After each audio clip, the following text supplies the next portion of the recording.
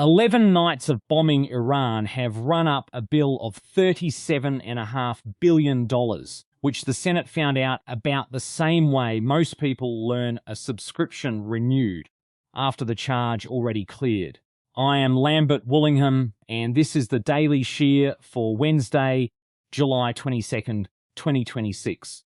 My coffee this morning cost roughly what a small state agency spends before lunch, so we are already even for the day. Closer to home, the state government has decided that ditches and delivery rooms both need closer supervision. Governor Greg Abbott signed a new executive order Tuesday widening the state's ongoing crackdown on birth tourism, directing several agencies to dig deeper into healthcare providers accused of marketing childbirth to foreign nationals. The order builds on a probe opened earlier this month over allegations that clinics and hospitals encouraged non-citizens to travel here specifically to secure citizenship for their children. Under the new mandate, the Texas Health and Human Services Commission and the Texas Medical Board can suspend or revoke the licenses of implicated practitioners, bar offending facilities from state contracts, and hand cases directly to federal prosecutors. The administration is calling this a defense against exploitation of immigration law, which is one way to describe handing three separate agencies veto power over where babies get born. The mystery tenant behind Austin's sprawling Dog's Head development turned out, after months of speculation, to be Amazon.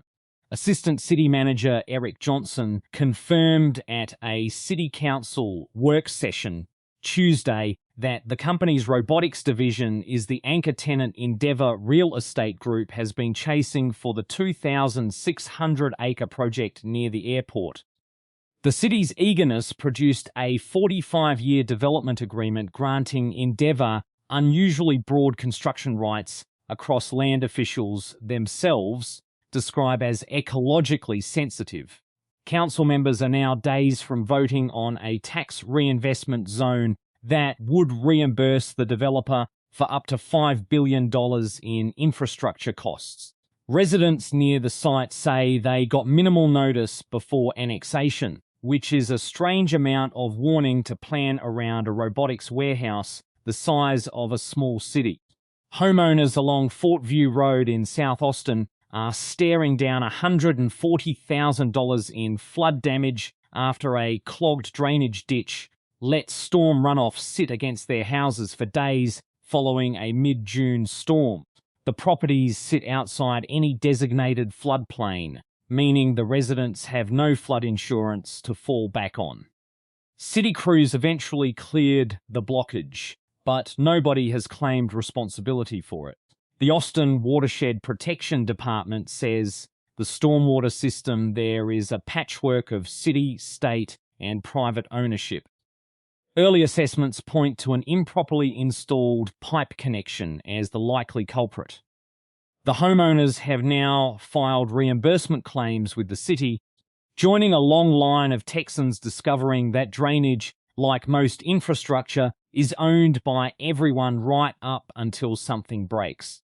Travis County will pay nearly $375,000 to the jury seated for the evidence tampering trial of former Williamson County Sheriff Robert Chody, a case that collapsed earlier this month before opening arguments even finished. The 12 jurors and 2 alternates will each receive close to $27,000 for their trouble.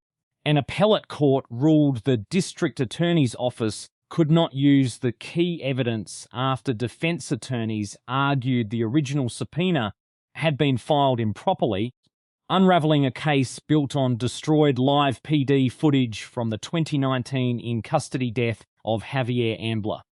Chody and his co-defendant, Assistant County Attorney Jason Nassour, have since sued both counties' district attorneys, alleging malicious prosecution. The county, in other words, is paying twice. Once for a case it could not finish, and now for the jury it could not use. The economic news today mostly involves very large numbers changing hands, starting with the federal government deciding whose money clears first.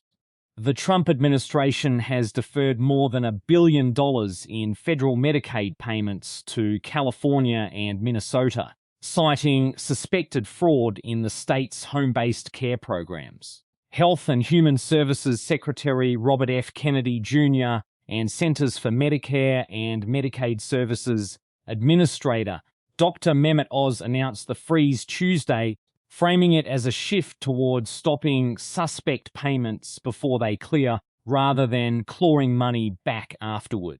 The deferment covers roughly $867 million bound for California and about $199 million for Minnesota, pushing total Medicaid funds withheld from the two states this year past $3 billion.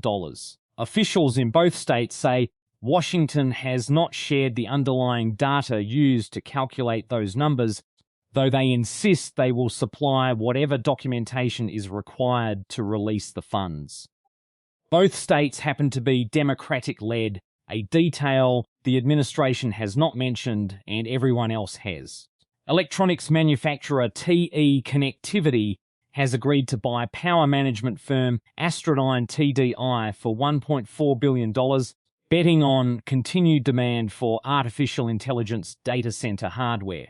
The deal, expected to close by year's end, adds to TE's line of connector systems used in hyperscale data centers and arrives alongside an upgraded fourth quarter forecast of $5.25 billion in revenue. The company reported a 70% jump in orders this year and a backlog stretching into 2027. Chief Executive Terence Curtin said TE will keep passing higher raw material costs, driven partly by Middle East conflict, pushing up oil-based resin prices straight on to customers. Curtin also confirmed the company has applied for refunds under the now overturned Trump tariffs and promised any money recovered will go back to customers directly rather than through lower prices generally, a distinction that exists only on paper. Novo Nordisk has sued its biggest rival, Eli Lilly, accusing it of running a deceptive ad campaign that pitted the highest doses of Lilly's Mounjaro and Zepbound against lower doses of Novo's own Ozempic and Wegovy. The lawsuit alleges Lilly violated federal and state false advertising laws to manufacture a clearer advantage in comparisons aimed at patients and doctors. The fight is over a weight loss drug market expected to top $100 billion by decade's end, so the incentive to win the chart is substantial. Novo argues the ads left out clinical context that would have made the comparison less favorable to Lilly. Eli Lilly says it stands by its materials and will defend them in court, which is what companies say right up until they do not. A consortium led by BlackRock and the Abu Dhabi fund MGX has closed on aligned data centers for $40 billion, buying the Plano-based developer outright from Macquarie Asset Management. It is the first deal for the group's new artificial intelligence infrastructure partnership, which counts Microsoft and Nvidia among its backers, and it arrived with an extra $5 billion committed to expand Aligned's operations. Aligned currently manages more than 6.4 gigawatts of data center capacity across 51 campuses worldwide and will keep its headquarters and executive team in the Dallas-Fort Worth area. The size of the purchase says less about software than about how much capital is now chasing the physical buildings needed to run it. Hungarian prosecutors raided the data center housing servers for former Prime Minister Viktor Orban's Fidesz party Tuesday, part of a widening embezzlement investigation into roughly $53.5 million in public grant money. 6 current and former officials are already indicted, accused of funneling National Cultural Fund payments to artists and performers who campaigned for Fidesz before its April election loss. The raid is a sharp move by the new government of Prime Minister Peter Magyar, who ran on dismantling the corruption of Orban's 16-year tenure. Fides called the seizure of its servers an unprecedented political attack. Prosecutors declined to elaborate, citing the ongoing inquiry. Battery materials maker Sila has raised $300 million to expand its Moses Lake, Washington plant, pressing ahead even as domestic electric vehicle sales soften. The money will scale up production of silicon-carbon anode material, aiming for enough output annually to supply more than 100,000 vehicles, made from a material that stores up to 40% more energy than standard graphite anodes. The expansion targets a real weak spot in the supply chain, since Chinese firms currently control roughly 3/4 of the global graphite market. Sila already has supply deals with Mercedes and Panasonic, plus growing interest from aerospace, consumer electronics, and the grid-scale storage systems now being built to feed AI data centers, which appear to be absorbing every spare dollar in this newsletter today. Overseas and in Washington, the news gets heavier and considerably more expensive.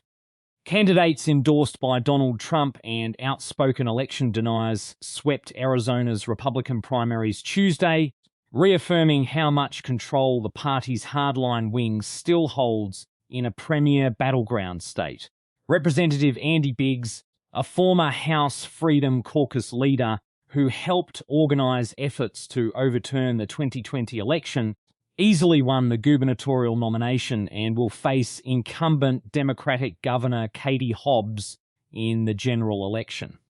Republicans also nominated attorney Alexander Kolodin for Secretary of State, Arizona's top election official, despite Kolodin having filed multiple failed lawsuits to decertify the 2020 and 2022 results, and having drawn formal rebukes from the state bar for it.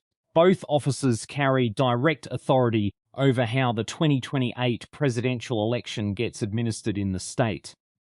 Arizona voters, in other words, just handed election oversight to people who have spent years publicly doubting elections work. The United States military carried out its 11th straight night of airstrikes on Iran late Tuesday, expanding into provinces it had not previously hit as diplomatic options keep narrowing. Central Command said the strikes targeted drone storage, maritime assets, aircraft hangars, and logistics hubs meant to blunt Iran's ability to operate in the Strait of Hormuz, while Iranian state media reported explosions near Tabriz, Chabahar, and the Bushehr nuclear plant. President Trump said forces would soon strike Pickaxe Mountain, an underground site suspected of housing enrichment centrifuges and uranium stockpiles, prompting Iran to threaten severe regional retaliation. Kuwait, Jordan, and Bahrain all reported intercepting drone and missile traffic overnight. Commercial shipping through the region is effectively paralyzed, and oil has climbed above $94 a barrel, with no fast resolution in sight. The House passed a stopgap spending bill Tuesday that funds the government through early December, months ahead of the actual deadline, on a nearly party line vote of 220 to 205. Republican leadership designed the early vote specifically to strip the shutdown threat out of the midterm campaign season, daring Democrats to vote against simply keeping the lights on. Clearing the calendar this way also frees the GOP majority to pursue a separate $95 billion supplemental package for defense spending, tariff relief for farmers, and election law changes. Democrats opposed the stopgap bill, saying it was written without their input and skips over other domestic priorities. It now heads to the Senate, where its future is not remotely settled. Defense Secretary Pete Hegseth told a combative Senate Appropriations Committee Tuesday that the military campaign against Iran has cost $37.5 billion so far, a sharp jump from the Pentagon's own estimates just months earlier. He is asking Congress for close to $80 billion in emergency funding to restock munitions and keep the bombing campaign running, while anti-war protesters repeatedly interrupted the hearing. The conflict has already killed 3 American service members and injured more than 100 troops. Democratic senators warned the administration is walking into another open-ended Middle Eastern war without a defined exit strategy or clear objectives. Hegseth held that the money is simply necessary and that the armed forces face real shortfalls without it. France's parliament has passed a law banning children under 15 from social media outright, making it the first European Union country to impose a blanket restriction of that kind. The law, pushed heavily by President Emmanuel Macron, requires strict age verification to open or keep a social media account, rolling out in 2 phases. New accounts for young teenagers blocked starting in September, existing accounts caught up by January of 2027. Enforcement responsibility falls on the platforms themselves, using age verification tools cleared by France's privacy regulator. Digital rights groups warn that tech-savvy teenagers will route around the restriction fairly easily, and that the verification process creates its own privacy risk for adults who now have to prove their age just to post anything. France is betting the symbolism is worth the loopholes. Consider TE Connectivity, who raised prices to cover tariffs, applied for a refund now that those tariffs were overturned, and promised to send any money they get back straight to the customers who already paid the marked up price in the first place. That is 4 separate financial events required to return a company to exactly where it started. I would like to see this scaled up. The tariff refunded, then reimposed, then re-refunded, coins traveling in a small circle between a factory in Pennsylvania and a customer in Ohio until somebody just builds a wall to save on postage. Somewhere in that loop is presumably a version of me, an AI-generated sheep, filing his own request for reimbursement on the electricity spent reading about it. I am told the answer is no. Fort View Road homeowners still do not know who owns the pipe that flooded their houses, and neither, it turns out, does anyone at the city. I am Lambert Woollingham, filing this one from a safe distance from any data center, any ditch, and any mountain with a code name. Lambert Woollingham out. The day has been shorn until tomorrow.